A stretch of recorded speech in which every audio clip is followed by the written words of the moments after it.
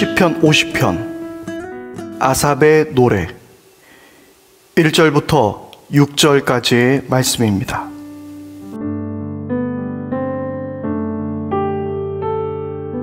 전능하신 분 주 하나님께서 말씀하시어 해가 돋는 데서부터 해 지는 데까지 온 세상을 불러 모으신다. 더없이 아름다운 시온으로부터 하나님께서 눈부시게 나타나신다. 우리 하나님은 오실 때에 조용조용 오시지 않고 삼키는 불길을 앞세우시고 사방에서 무서운 돌풍을 일으키시면서 오신다. 당신의 백성을 판단하시려고 위의 하늘과 아래의 땅을 증인으로 부르신다. 나를 믿는 성도들을 나에게로 불러 모아라. 희생 제물로 나와 언약을 세운 사람들을 나에게로 불러 모아라. 하늘이 주님의 공의를 선포함은 하나님 그분만이 재판장이시기 때문이다.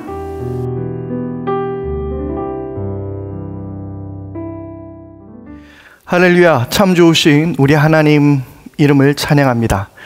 안녕하세요. 최주경 목사입니다. 오늘 하루도 하나님의 크신 은총과 평강이 여러분들의 모든 삶 가운데 함께 할 수 있게 되기를 바랍니다. 또한 일주일을 시작하는 월요일인데요, 다들 힘내시고 그리고 여러분들이 하시는 모든 일 가운데서 하나님께서 주시는 복이 그리고 그분의 간섭함이 여러분들의 삶에 넘쳐날 수 있게 되기를 바랍니다. 이 세상은 부조리함으로 가득 차 있습니다. 악인들은 승승장구하며 뭔가 잘 되고 있으며, 그리고 선하게 살려는 사람들은 오히려 악한 사람들의 이용을 당하게 되거나 아니면 더 큰 어려움에 빠지게 되는 모습을 또한 우리는 많이 찾아볼 수 있습니다. 그럴 때가 된다면 하나님께서 오셔서 속히 이 땅을 심판해 주시기를 우리는 간절히 간구하게 되지요. 하나님께서 악한 사람들을 다 몰아내 주시고, 그리고 하나님을 섬기는 사람들, 그리고 의롭고 정의롭게 살기를 노력하는 그런 하나님의 백성들을 모아주시기를 간절히 소망하게 됩니다. 물론 하나님께서는 하나님의 공의로 이 세상을 심판하실 것입니다. 그러나 우리가 기억해야 하는 것이 있습니다. 심판의 대상이 우리는 아닐 거라고 생각을 하게 되는 것이죠. 지금 악한 세상은 나의 책임이 아니라고 생각하며 나는 하나님의 그 판단 아래에 속해 있지 않다라고 스스로 생각하게 되는 것입니다. 간혹 운전을 하다가 이 다툼이 있을 때가 있습니다. 옆차가 갑자기 끼어든다든지 아니면 교통법규를 어기는 사람이 있다든지 어쨌든 서로 마찰이 있을 때가 한 번씩 있지 않습니까? 그런데 매우 재미있는 사실은 어떤 마찰이 생기든 아니면 어떤 사고가 나든 늘 서로 자기가 맞다라고 주장하는 거예요. 따지고 보면 운전을 하면서 자기 자신은 한 번도 잘못한 것이 없다라고 그렇게 생각하는 것 같아요. 그러면서 서로 상대방의 책임을 물으면서 다투게 되는 모습들을 우리는 많이 발견하게 됩니다. 늘 나는 의롭고 나는 문제가 없다라고 생각하며 바로 저들 때문에, 저 악한 사람들 때문에, 미디어에서 쏟아져 나오는 그런 악한 사람들 때문에 이 세상은 이 모양이다 말하기도 합니다. 그런데 오늘 성경은 조금 다르게 우리에게 말씀하고 있는 것 같습니다. 4절입니다. 당신의 백성을 판단하시려고 위의 하늘과 아래의 땅을 증인으로 부르신다. 누구를 판단하시려고 하늘과 땅을 증인으로 부르신다라고 성경은 말하고 있습니까? 바로 당신의 백성을 판단하시려고, 당신의 백성을 판결하시려고 바로 그들을 증인으로 불러 모은다라고 성경은 이야기하고 있습니다. 여러분, 세상이 악하고 하나님께서는 반드시 이 세상을 심판하실 것이며 우리는 그런 하나님을 기다리고 있지만, 그러나 우리가 기억해야 한 것은 바로 먼저 하나님의 백성들을 판단하신다라고 성경은 말하고 있는 거예요.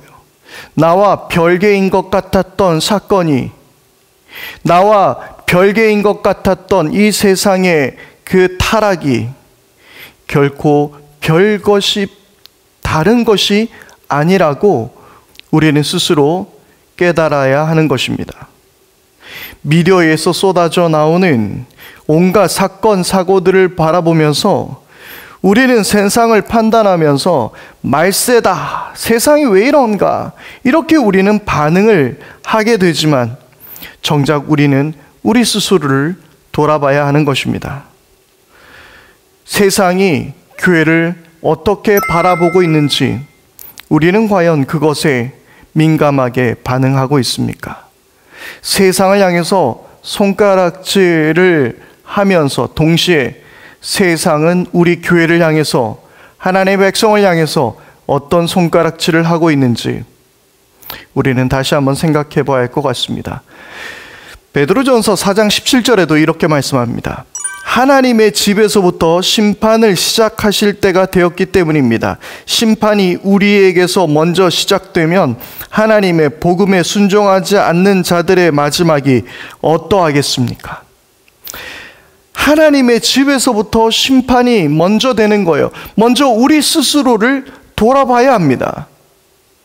우리가 과연 하나님의 말씀에 따라서 얼마나 순종하며 살아가고 있었는지, 이 땅의 정의와 그리고 이 땅 안에서 우리가 정직하게 살기 위해서 우리는 어떤 노력을 하며 우리는 사랑을 실천하기 위해서 무엇을 했는지 우리 스스로를 먼저 돌아봐야 하는 것입니다. 그래서 성경은 남의 눈 속에 있는 티를 발견하면서 왜 우리의 눈 속에 있는 들보를 발견하지 못하느냐라고 예수님은 우리에게 또한 말씀하고 있는 것이죠.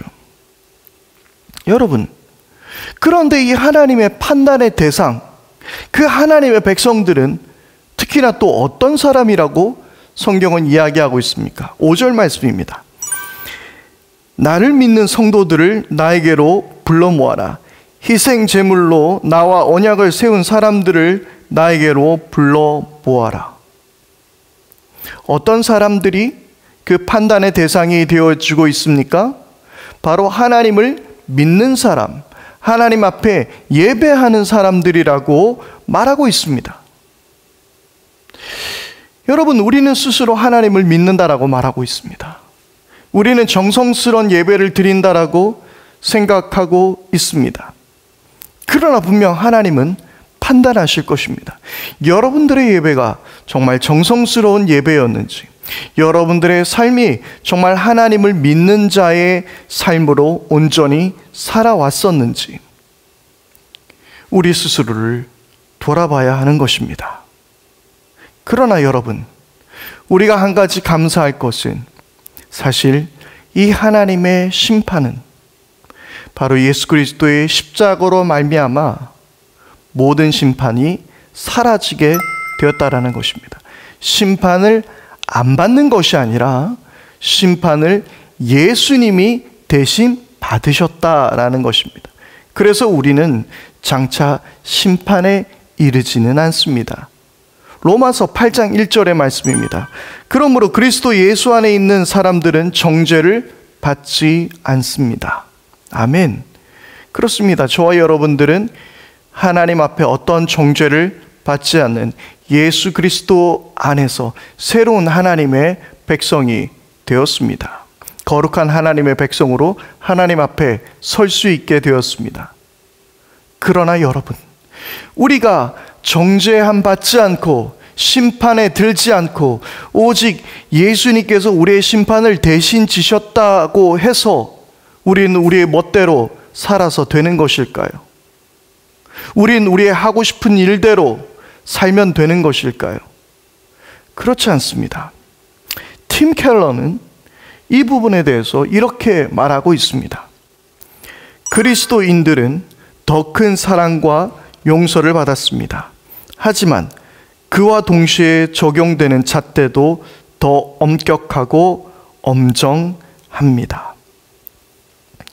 우리는 예수님의 은혜로 우리는 정죄를 받지 않고 더 큰 사랑과 용서를 받았기에, 그러하기에 그와 동시에 적용되는 더 엄격하게 그리고 더 엄정하게 우리는 하나님 앞에 살아가야 함을 우리는 깨달아야 합니다. 우리는 은혜로 구원받은 자들입니다. 그러기에 이 땅에서 누구보다도 더 정직하고 정의를 지키며 더 겸손하게 그리고 사랑하며 섬기며 우리는 살아가야 하는 것입니다. 여러분, 오늘의 말씀을 기억하면서 우리가 장차 그 하나님의 심판 아래 들지는 않겠지만 우리들이 오늘 이 땅 안에서 어떻게 살아야 하는지 우리는 다시 한번 깨달을 수 있을 것 같습니다. 오늘 하루 가운데 살아가는 동안 나의 모든 죄를 용서하신 하나님께 감사하며, 그리고 우리의 모든 삶에 용서받은 자처럼 심판 아래 들지 않는 자들답게 살아갈 수 있는 저와 여러분들 될 수 있기를 바랍니다. 함께 기도하겠습니다. 하나님 아버지의 은혜를 감사합니다.